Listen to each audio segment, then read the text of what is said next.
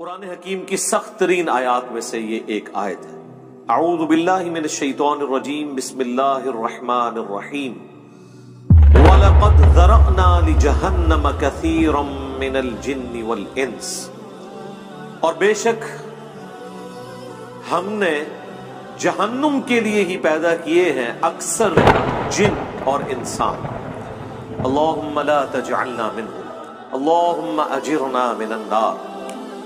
اس کی ریزن کیا ہے وہ تو آگے اسی آیت میں بیان ہوگی، لیکن یہ بہت الارمنگ سچویشن ہے اور پریکٹیکلی ہمیں نظر بھی آ رہا ہے کہ اکثریت جہنم کے لیے پیدا ہوئی۔ اس وقت بھی جو اہل توحید ہیں دنیا میں، اوورآل اگر دنیا کی آبادی دیکھی جائے تو اس میں بہت کم ہے، پھر وہ اہل توحید سو کالڈ مسلمان، ان میں سے بھی جو پیور توحید والے لوگ ہیں بہت ہی کم ہیں۔ تو پریکٹیکلی ہمیں نظر آ رہا ہے کہ اکثریت جہنم کی طرف جا رہی ہے، یعنی یہ قرآن کی وہ سچائی ہے جو ہمیں دنیا میں نظر آ رہی ہے، لیکن یہ بڑی الارمنگ سچویشن ہے۔ دنیا میں اگر یہ اناؤنسمنٹ کی جائے 100 کے مجمع میں کہ میں ایک گولی چلاؤں گا جسے بھی لگ جائے، کوئی شخص یہ نہیں کہے گا کہ ایک ہی گولی ہے کون سی مجھے لگنی ہے، 100 بندے ہیں تھوڑے اور سارے دوڑ لگا دیں گے، کیونکہ خطرہ ہے نا۔ اور یہاں پہ اللہ تعالیٰ فرما رہا ہے کہ جنوں اور انسانوں کی اکثریت جہنم کے لیے پیدا ہوئی ہے، لیکن کوئی اسے سیریس لینے کے لیے تیار ہی نہیں ہے۔ بخاری اور مسلم دونوں میں حدیث موجود ہے، اللہ کے محبوب صلی اللہ علیہ وآلہ وسلم فرماتے ہیں کہ قیامت کے دن اناؤنسمنٹ ہوگی کہ جہنمی اور جنتی الگ کر دیے جائیں۔ یہ حضرت آدم علیہ السلام کی ڈیوٹی لگائی جائے گی، کیونکہ وہ جد امجد ہیں سب کے۔ تو پوچھیں گے یا اللہ کتنے جہنمی اور کتنے جنتی؟ تو اللہ تعالیٰ فرمائے گا ہر 1000 میں 999 دوزخ میں جانے والے اور صرف ایک جنتی۔ اور یہ وہ وقت ہوگا کہ جب لوگ غم کے مارے بوڑھے ہو جائیں گے۔ سورہ المزمل میں بھی ذکر موجود ہے کہ قیامت کا دن وہ ہے کہ جو بچوں کو بھی بوڑھا کر دے گا غم کے مارے، حتیٰ کہ سورۃ الحج میں ہے کہ اس دن تم دیکھو گے کہ دودھ پلانے والی اپنے شیرخوار کو بھول جائے گی، اور لوگ اس طرح نظر آئیں گے گویا کہ نشے کی حالت میں۔ وہ نشے کی حالت میں نہیں ہوں گے بلکہ اللہ کا عذاب بڑا شدید ہے۔ بخاری مسلم دونوں میں حدیث ہے، اللہ کے نبی علیہ السلام حکم فرمایا کرتے تھے کہ تشہد میں 4 چیزوں کے اگینسٹ اللہ کی پناہ طلب کرو۔ اللہم انی اعوذ بک من عذاب جہنم، پہلی چیز جہنم، ومن عذاب القبر، ومن فتنة المحیا والممات، ومن شر فتنة المسیح الدجال۔ جہنم کے اگینسٹ، قبر کے عذاب کے اگینسٹ، زندگی اور موت کی آزمائشوں کے اگینسٹ، اور دجال کے اس بڑے فتنے کے اگینسٹ اللہ کی پناہ طلب کرو۔ سنن ابی داؤد میں حدیث ہے جو فجر کی نماز کے بعد اور مغرب کی نماز کے بعد بغیر کسی سے گفتگو کیے ہوئے 7 دفعہ پڑھ لے اللہم اجرنی من النار، یا جمع کے صیغے سے اللہم اجرنا من النار، اے اللہ ہمیں بچا لے جہنم کی آگ سے، تو اللہ تعالیٰ ایسے شخص کو جہنم کی آگ سے محفوظ کرے گا۔ اللہم اجعلنا منہم مع النبیین والصدیقین والشہداء والصالحین، اللہم انا نسألک جنت الفردوس مع النبیین والصدیقین والشہداء والصالحین، آمین۔ یہ بڑا سینسٹیو ایشو ہے، تو پارہ نمبر 30 جب آئے گا تو آپ دیکھیں وہ تو سارے کا سارا سینٹرڈ اراؤنڈ قیامت کا دن اور آخرت کی سختیوں کے۔ بہرحال یہ اللہ تعالیٰ کی شفقت بھی ہے انسانیت کے لیے کہ آخرت میں جو رزلٹ نکلنے والا ہے وہ پہلے ہی بتا دیا ہے کہ بھائی اکثریت کے ساتھ یہ حال ہونے والا ہے، تو اپنا قبلہ درست کر لیں۔ اس کا رزلٹ یہ نہیں نکالنا کہ چونکہ اکثریت نے جانا ہے لہذا محنت کرنے کی ضرورت نہیں ہے، ان سے بچنے ہی کوئی نہیں۔ آپ کئی لوگوں کو سنتے ہوں گے وہ کہتے ہیں کہ جی مجھے تو اللہ تعالیٰ نے چھوڑنا ہی نہیں قیامت کے دن، میں کم ہی ایسے پیڑے کیتے ہیں۔ اس طرح کے جملے کبھی بھی نہیں بولنے چاہیے۔ بخاری اور مسلم دونوں میں حدیث ہے، اللہ کے نبی علیہ السلام نے فرمایا کہ اللہ تعالیٰ فرماتا ہے میں اپنے بندے کے گمان کے قریب ہوں جس طرح میرے بارے میں گمان کرتا ہے۔ یعنی اگر آپ اللہ کے بارے میں اس طرح کا نیگیٹو گمان کریں گے تو اینڈ رزلٹ یہی نکلے گا۔ اور اگر اللہ کے بارے میں پازیٹیو گمان کریں گے اور اس کے لیے ایفرٹ پٹ کریں گے تو رزلٹ پازیٹیو. یعنی صرف گمان سے بھی کچھ نہیں اور صرف ایفرٹ پٹ کرنے سے بھی کچھ نہیں ہے. گمان بھی اچھا ہے. اللہ کی رحمت اللہ سے مانگنی ہے. بخاری مسلم دونوں میں حدیث ہے, کوئی شخص محض اپنے اعمال کی بنیاد کے اوپر جنت میں داخل نہیں ہو سکے گا. صحابہ نے جرأت کر کے پوچھا, اے اللہ کے نبی کیا آپ بھی؟ اس کائنات میں سب سے بہتر اعمال جس شخصیت کے ہو سکتے ہیں وہ تو رسول اللہ کی ذات ہے صلی اللہ علیہ وآلہ وسلم. تو آپ نے اس کو کیسے ارشاد فرمایا؟ آپ نے فرمایا ہاں میں بھی جب تک میرے رب کی رحمت مجھے ڈھانپ نہ لے میں بھی صرف اپنے اعمال کی بنیاد پہ جنت میں داخل نہیں ہو سکتا. تو میرے بھائی اگر یہ نبی کا حال ہے, یہ نبی کی سچویشن ہے, یہ نبی کا سٹیٹس ہے, تو بابے تشائی کوئی. اب مجھے بتائیں وہ بابے جو یہ کلیم کرتے ہیں کہ ہم اپنے ساتھ آپ کو بھی لے جائیں گے, کتنے؟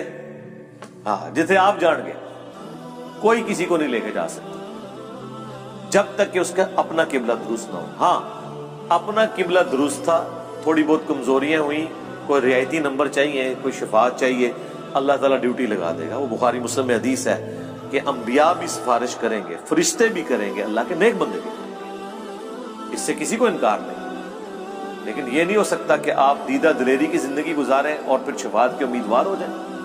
Not at all.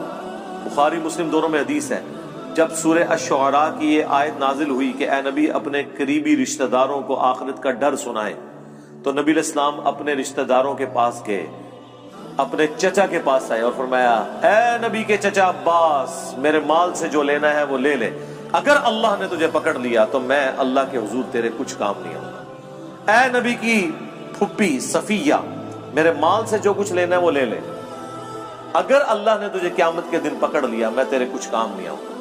اے نبی کی بیٹی فاطمہ, میرے مال سے جو کچھ لینا ہے وہ لے لے, اگر قیامت کے دن تو پکڑی گئی تو میں تیرے کچھ کام نہیں آؤں گا. اگر یہ سیدہ فاطمہ کا سٹیٹس ہے تو باقی تو شاہی کوئی نہیں.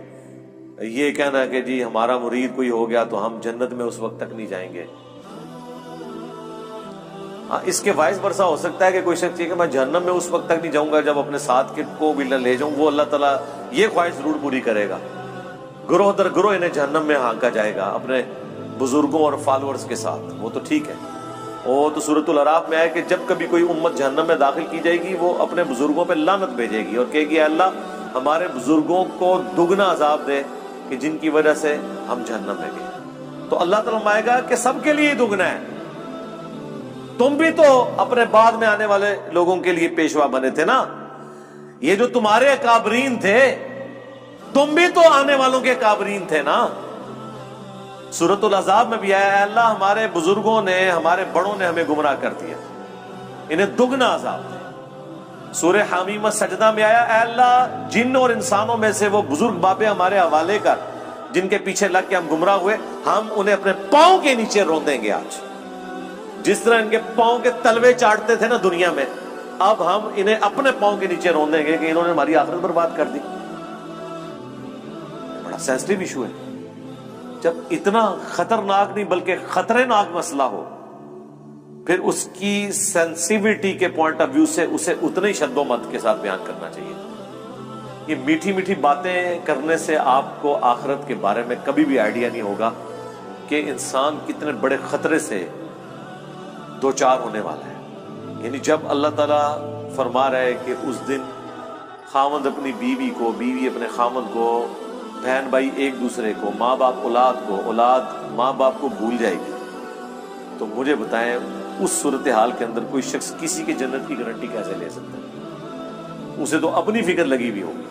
اچھا دوسری طرف یہ دیکھیں کتنے دیدہ دلیر ہیں کہ بخاری مسلم میں حدیث ہے قیامت والے دن ہر نبی کہے گا نفسی نفسی, آج مجھے اپنی جان کی فکر ہے. آدم علیہ السلام کی جو غلطی معاف ہو چکی وہ اس کو یاد کریں گے. ابراہیم علیہ السلام اپنی اجتہادی خطا کو یاد کریں گے, موسیٰ علیہ السلام اپنی اجتہادی خطا کو یاد کریں گے. ہاں عیسیٰ ابن مریم کہیں گے کہ تم محمد رسول اللہ کے پاس جاؤ، اللہ تعالیٰ نے ان کی اگلی اور پچھلی ساری اجتہادی غلطیاں جو گناہ نہیں تھے وہ معاف فرما دی، اور نبی علیہ السلام کے ہاتھوں پہ شفاعت کا دروازہ کھلے گا۔ آپ کے علاوہ، آپ کے سوا تمام پیغمبر نفسی نفسی کر رہے ہوں گے، تو اس صورتحال میں یہ کہنا کہ میرا بابا مجھے بچا کے نکال لے گا، تو تیرا بابا بڑا ہے یا اللہ کا پیغمبر بڑا ہے؟ سوچنے والی بات ہے، کتنی بڑی یہ توہین کر رہے ہیں، کتنی بڑی توہین کر رہے ہیں پیغمبروں کی۔ یہ اپنے باپوں کو پیغمبروں سے بڑا سمجھتے ہیں۔ انبیاء تو کریں کہ یا اللہ ہمیں اپنی جان کی فکر ہے، اور بابے کہیں کہ میں نے اس وقت تک جنت میں نہیں داخل ہونا جب تک کہ اپنے سارے مرید نہ لے جاؤں۔ یہ کہیں عقل میں بیٹھتی ہے؟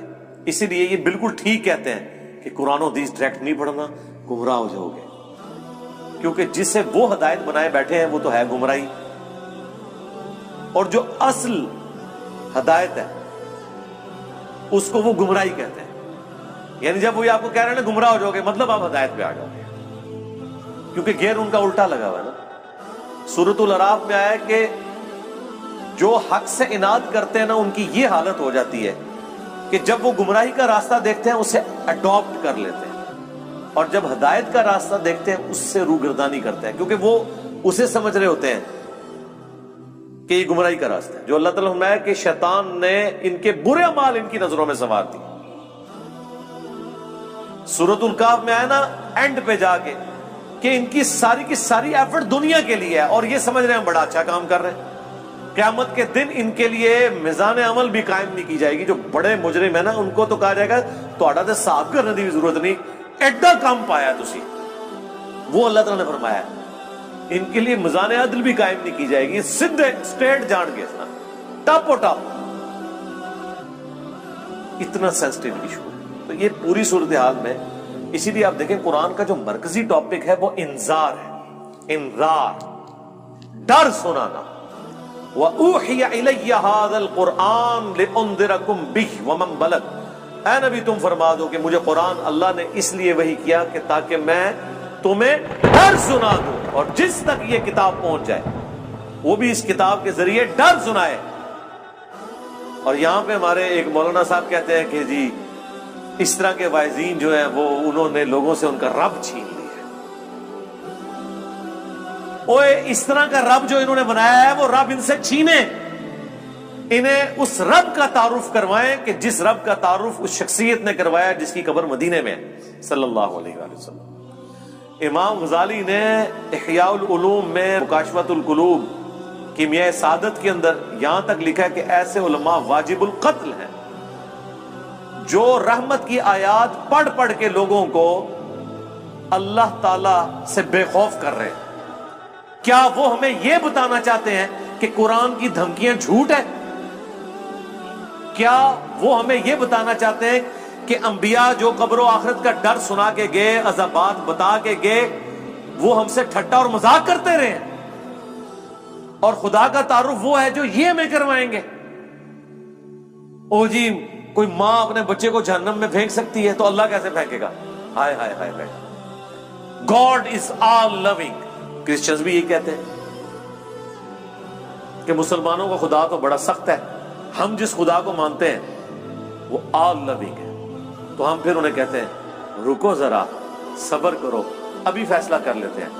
یہ جو تم اس قسم کے چٹکلے چھوڑتے ہو کہ کوئی ماں اپنے بیٹے کو جہنم میں نہیں پھینکے گی، تو کوئی شخص یہ بھی گوارا نہیں کرے گا کہ کسی ایسی عورت کو موت دے دے جس کے 4 چھوٹے چھوٹے بچے ہوں، اور مرنے کے بعد سوتیلی ماں ان کے ساتھ برا سلوک کرے، خواہ وہ اس کے دشمن کی بیوی کیوں نہ ہو۔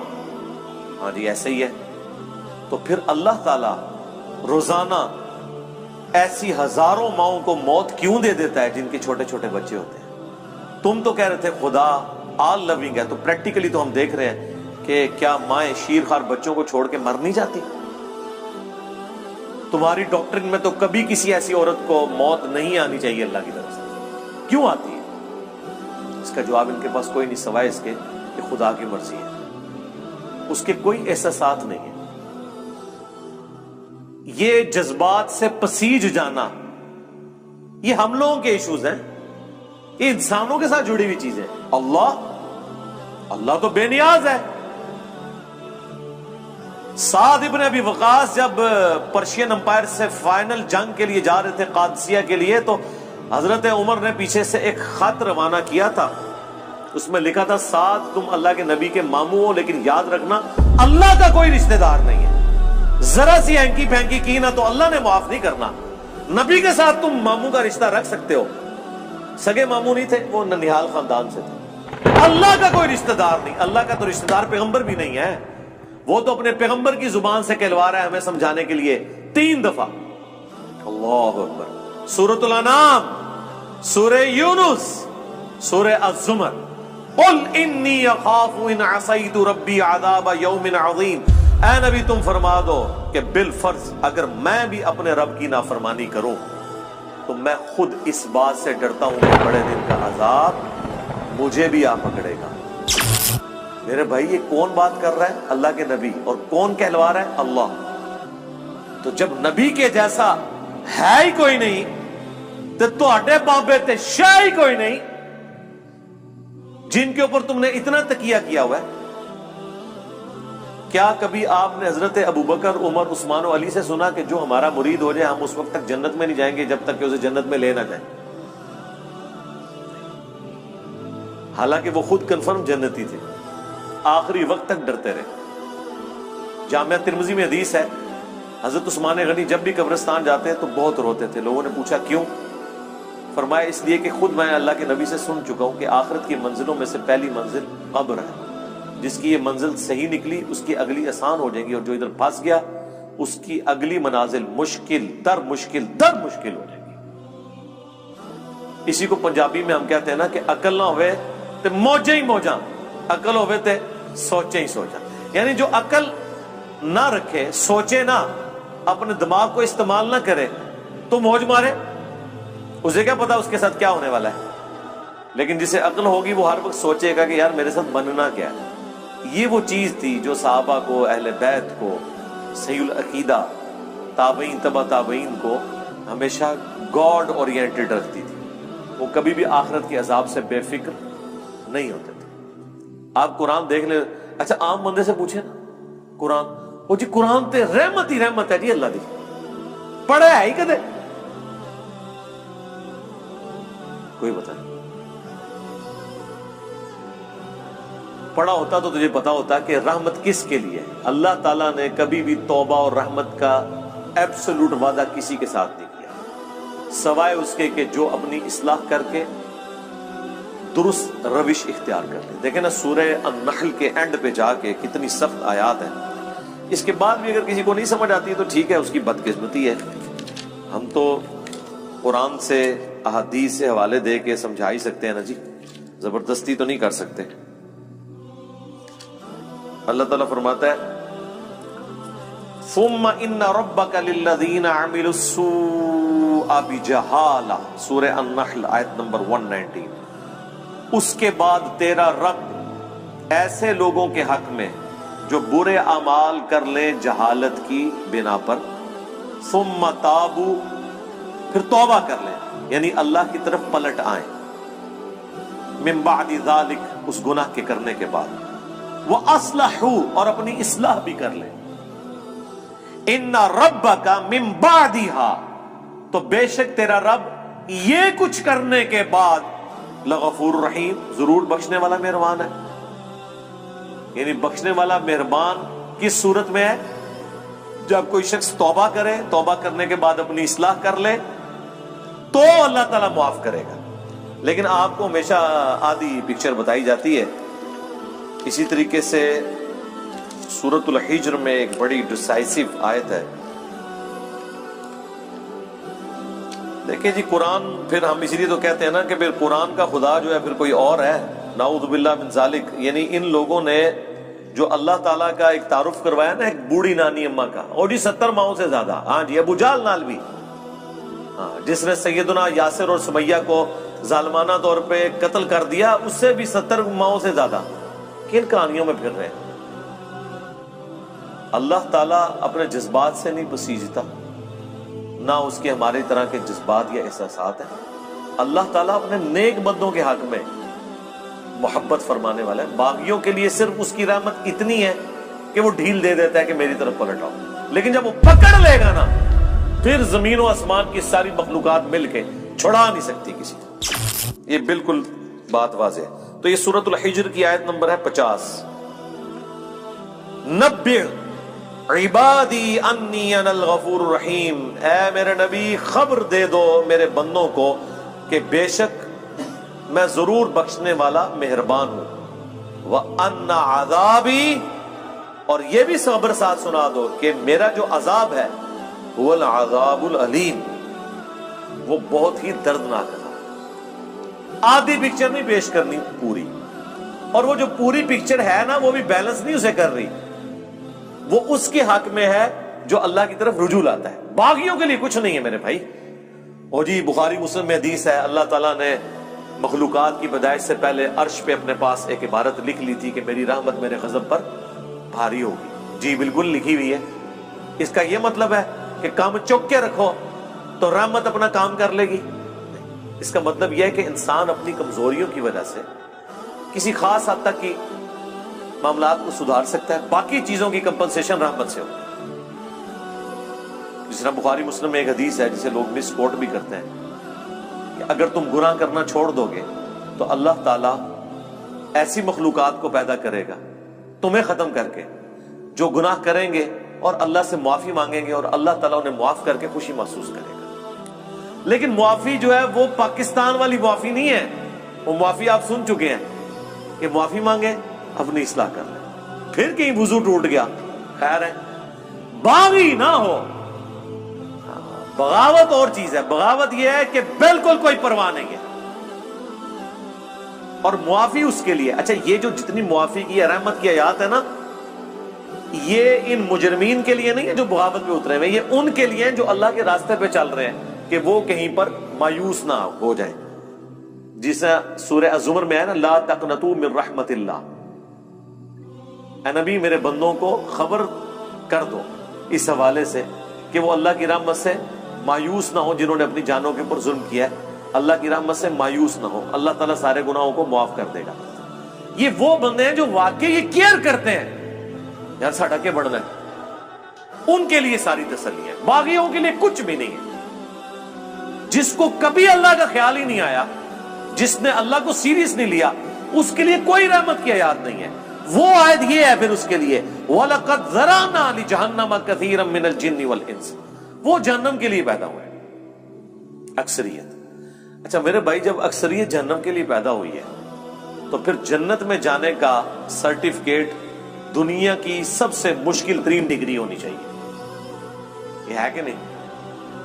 جب اکثریت جہنم میں جا رہی ہے, ہر 1000 میں سے 999 جہنم میں جا رہے ہیں, لیکن کیس ہمیں الٹ نظر آ رہا ہے. لوگ تو یہ سمجھ رہے ہیں جنت میں جانا تو جو کچھ بھی ہے تیرے محبوب کی امت سے. تو اس کا ٹیسٹ پاس کرنا بھی اتنا مشکل ہے, کیونکہ انعام اتنا بڑا ملنے والا ہے, ہمیشہ کی جنت, کبھی موت نہیں.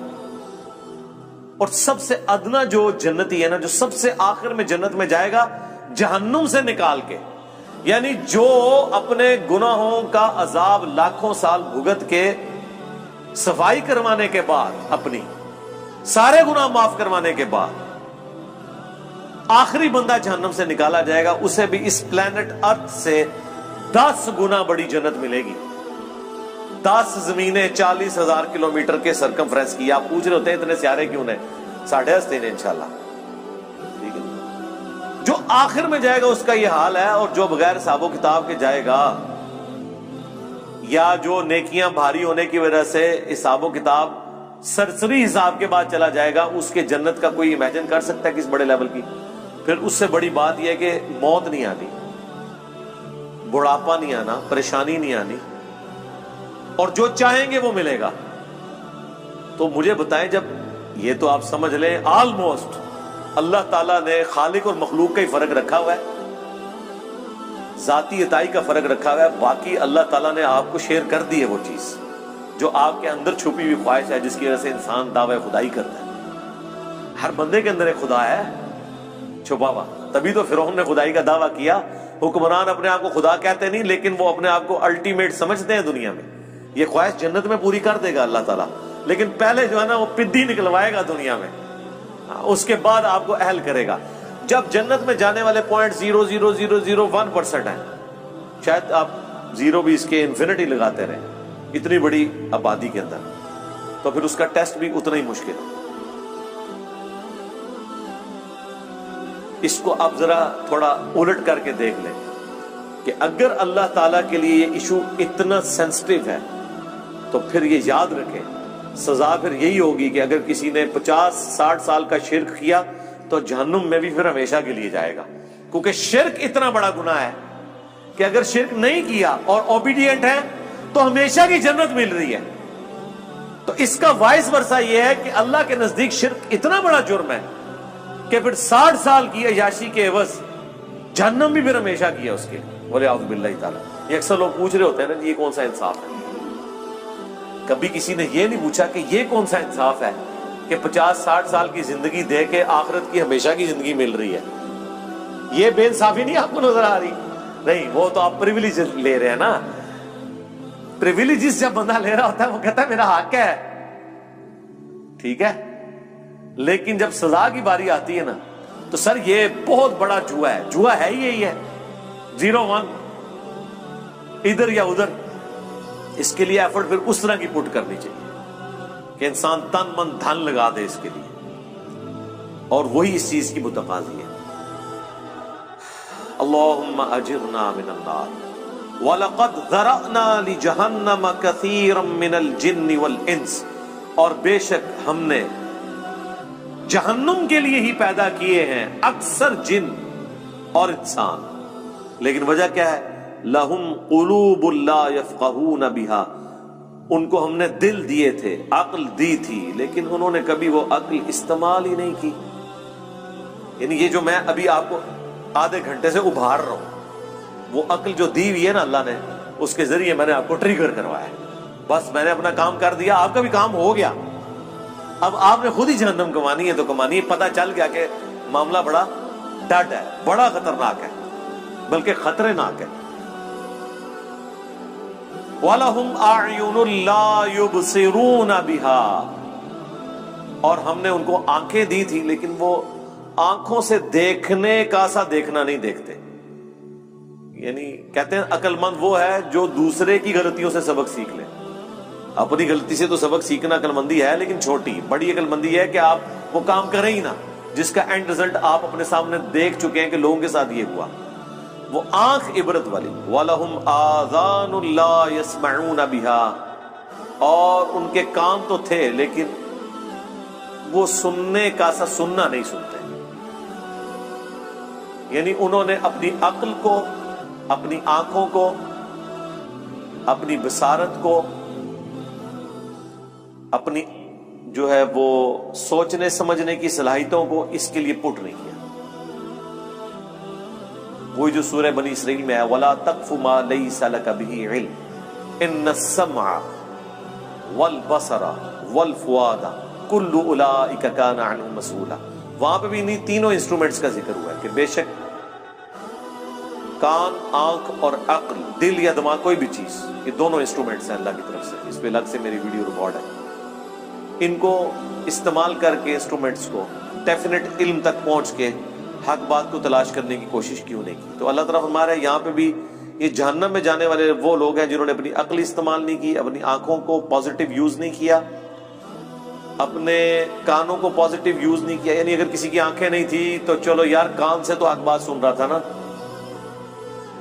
وہ جس کی عقل نہیں ہے اس سے تو اللہ تعالیٰ نے اٹھا لیے سب کچھ. بخاری میں حدیث ہے نا، تعلیقاً مولا علی کا قول ہے، پوری سند جو ہے مسند احمد میں، سنن ابن ماجہ کے اندر موجود ہے کہ 3 لوگوں سے اللہ تعالیٰ نے قلم اٹھا لیا ہے، سویا ہوا شخص، مجنون، پاگل اور نابالغ.